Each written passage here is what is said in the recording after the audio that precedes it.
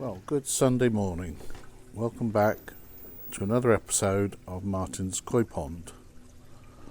And it's really cold again. I think it's the 10th of April today. Koi are all on the bottom. I've put a little bit of food in, but they're not interested. So that's all ending up in the skimmer and in the filter. They have eaten the odd bit, but they're not really interested. So this has proven its worth. My wife's just cut the lawn and zero grass has made it into the pond. 'Cause last year the lawn went right up to the edge of these rocks and we used to get grass cuttings in the pond, which was a nuisance. But not now. I've added the path around it. So what am I doing? Well, we just duck under the washing line. My filters have arrived. I currently have in Big Bertha 2 pre-filters, 2 carbon filters, 2 carbon blocks.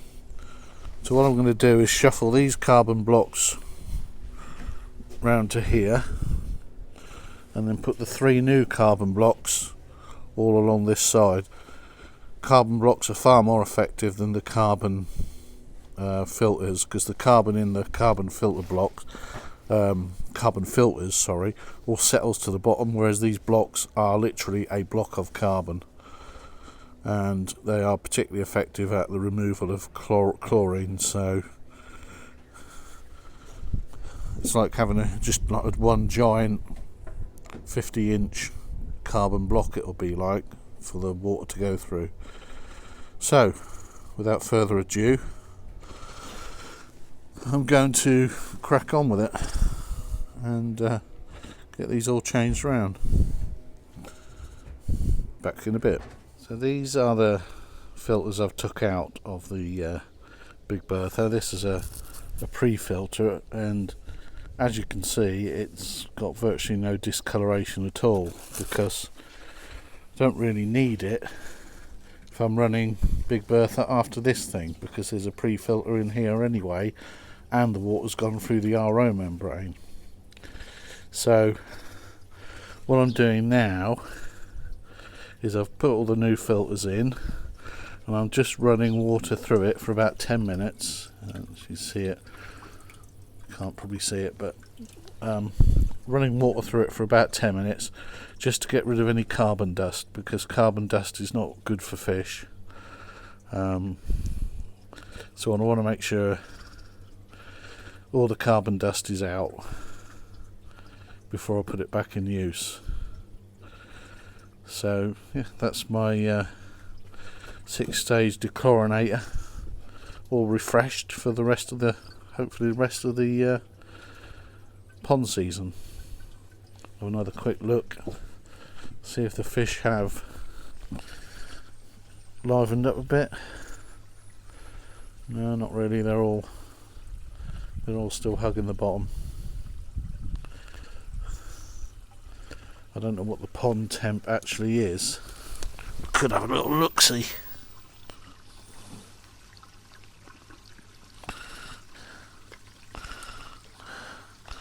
Just over 10.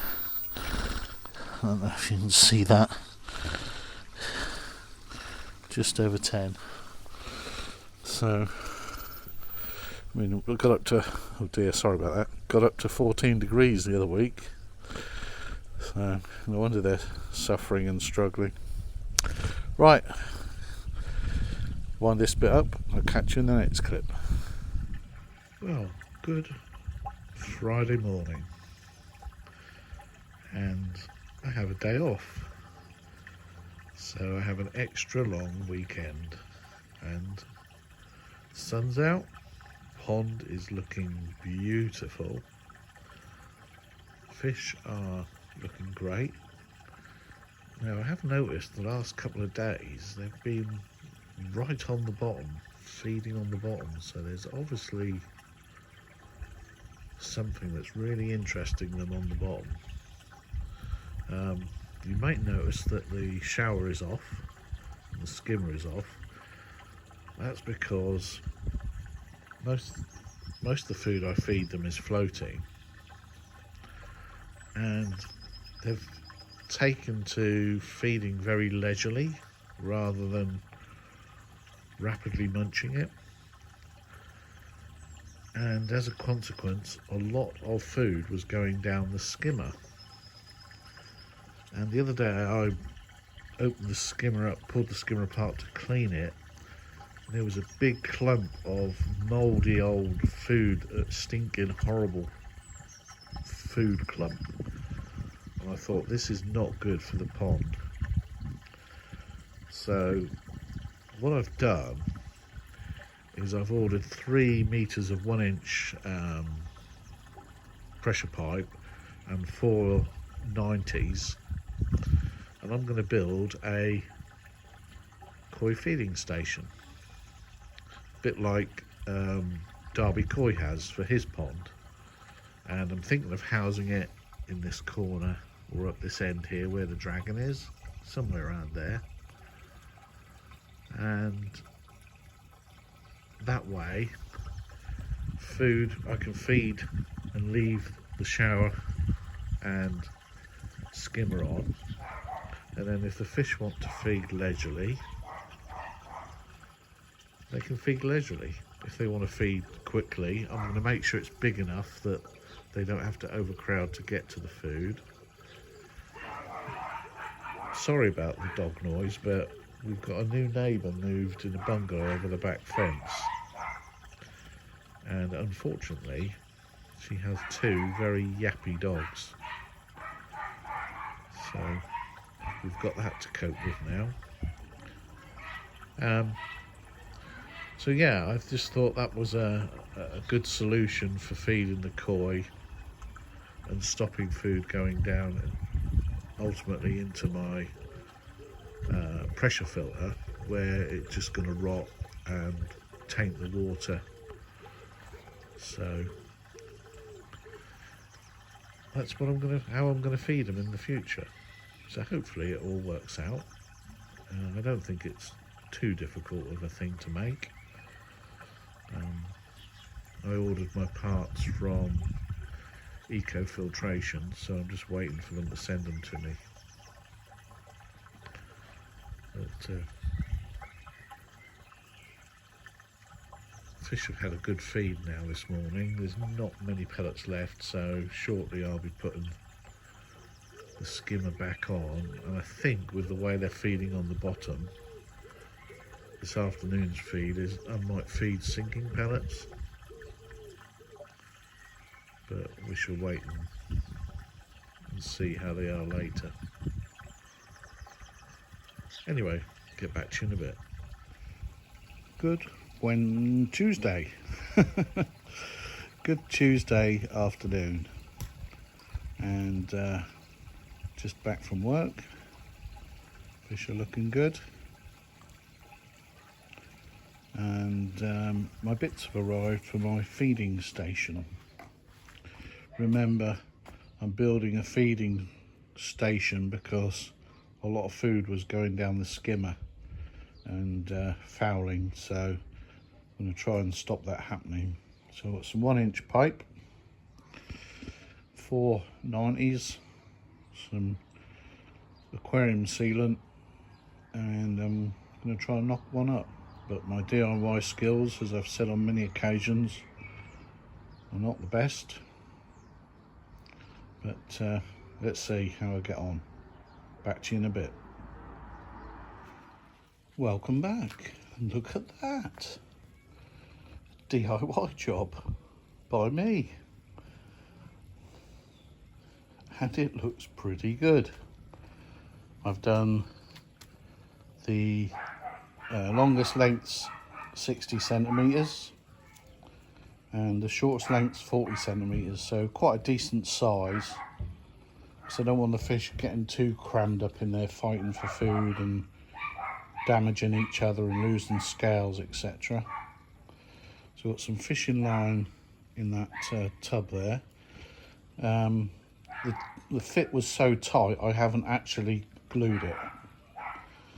I don't think it will let in water, and the idea is I'm going to use the fishing line.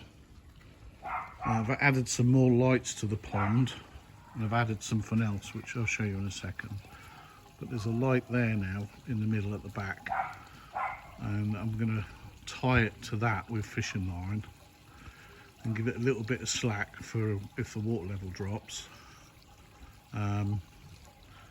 So it'll be in this sort of area here in front of the dragon. And look at this. We have a Japanese lantern round the pond. Still not 100% certain that's where it is going to stay, but I quite like it there. Let's get a view of it. Sorry about the yappy dogs. Did explain that earlier. There, liking that. My good lady wife bought that for me yesterday as a little treat from B&M, no less. So we've been looking at some, I mean it's not stone, it's like a heavy resin. We've been looking at some stone ones at Dobby's garden centre that similar size were about £70, but this was nearly half that. So I may still have the stone one from Dobby's as well, but yeah, I'm liking that a lot.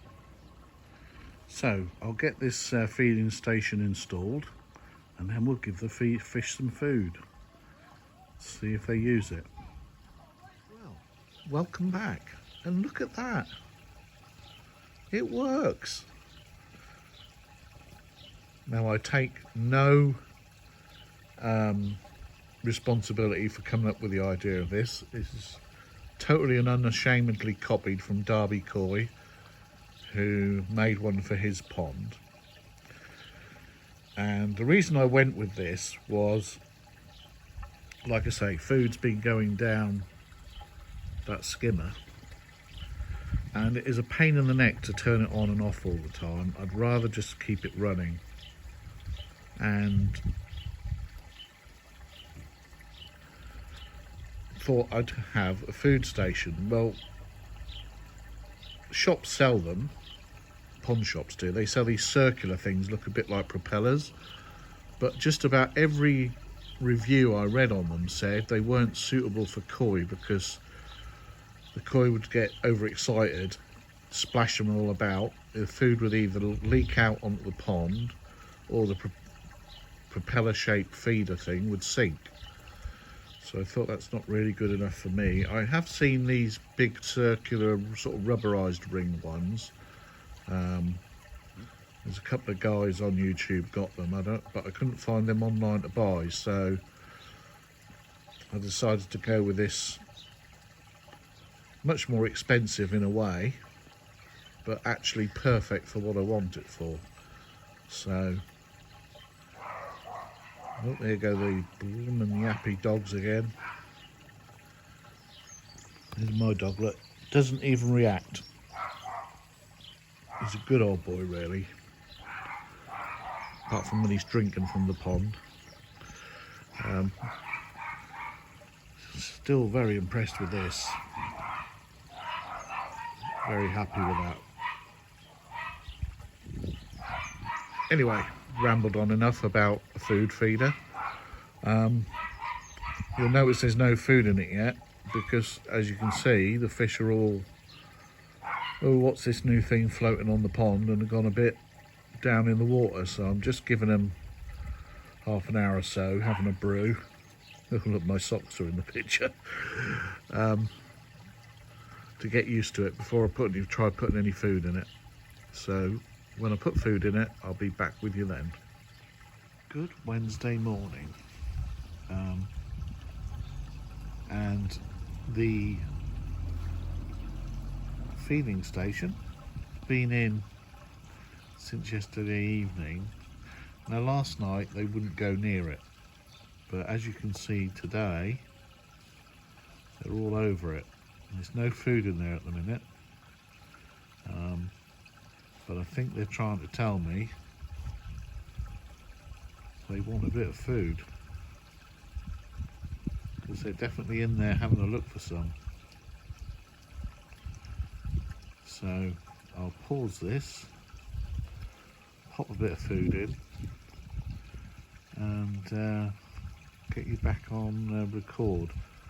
Apologies if there's any wind noise, but I didn't have time to pop in and get my mic. It's in the house.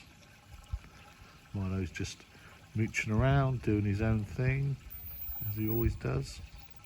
So, back in a sec. Food's in. And the koi are being a little bit shy.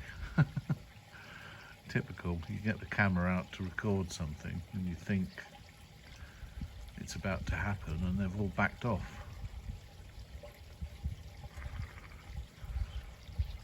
Back in a sec. Right, I'm back again and here we go.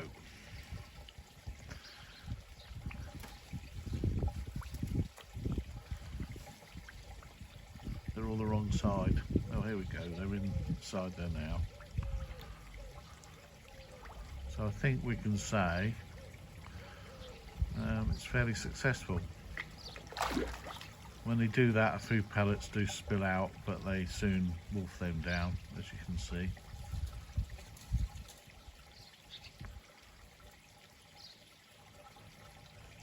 And obviously none are being sucked down that thing. So I'm really happy with that. Now I imagine what just happened there on camera was one of those situations where if I'd had one of those flimsy ones, it might have sunk, that people were talking about. But anyway, I think that just about wraps up this week's video. Hope you enjoyed the content.